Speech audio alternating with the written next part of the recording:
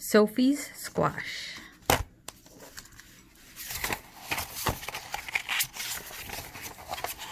One bright fall day, Sophie chose a squash at the farmer's market. Her parents planned to serve it for supper, but Sophie had other ideas.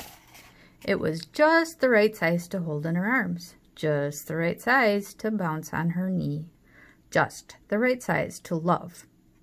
"I am glad we met," Sophie whispered. "Good friends are hard to find." At home, Sophie used markers to give her squash a face. Then she wrapped it in a blanket and rocked it to sleep. When it was time to make supper, Sophie's mother looked at the squash. She looked at Sophie. "I call her Bernice," Sophie said. "I'll call for a pizza," said her mother. After that, Bernice went everywhere with Sophie, to story time at the library, to visit other squash at the farmer's market, to practice somersaults by the garden. Every night, Sophie gave Bernice a bottle, a hug, and a kiss. "Well, we did hope she'd love vegetables," Sophie's mother told her father. "Shh," Sophie said. "Bernice is sleeping."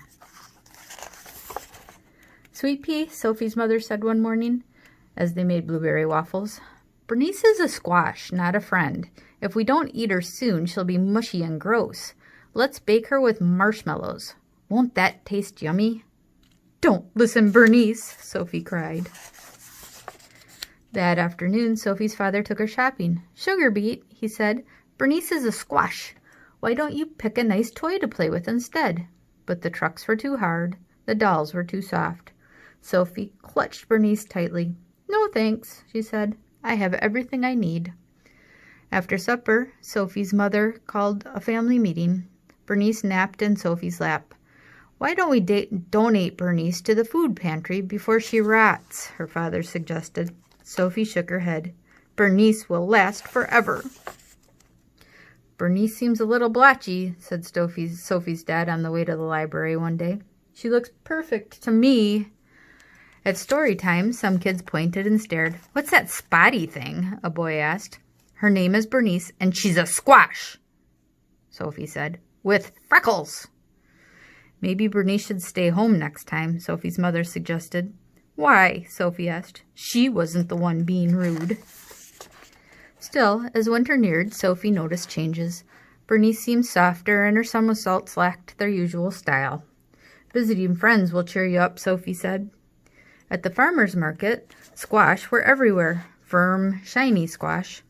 "What keeps a squash healthy?" Sophie asked a farmer. "It's simple, really," he said.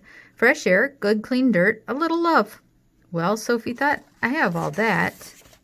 At home, Sophie cleared leaves from Bernice's favorite spot. She made a bed of soft soil, tucked Bernice in, and kissed her good night. "Get better soon," she whispered. That night, while Sophie slept, the wind whistled and tiny snowflakes fell. When she woke, the world was covered in white. "Do you think Bernice is cold out there?" Sophie asked her mother. "I'm sure she's warm and cozy under her snow blanket," her mother replied. Sophie gazed out the window all morning. She was still there in the afternoon when her father came home with a surprise. "You need a new friend," he said. "Meet Ace." Ace was nice, but boring. He just swam round and round in his bowl.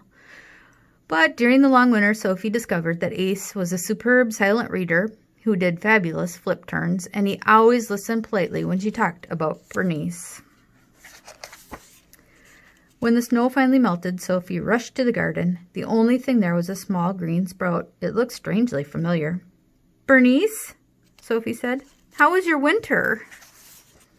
After that, Sophie, Ace, and Bernice ate lunch together every day. One bright summer morning, Sophie somersaulted across her yard, landed by the garden, and stared in disbelief. Bernice had grown 2 tiny squash. "Wow," Sophie told them, "you look just like your mom." Soon, Bonnie and Baxter were just the right size for Sophie to hold in her arms and bounce on her knee. Just the right size to love. Have a great night, and we'll see you tomorrow, guys.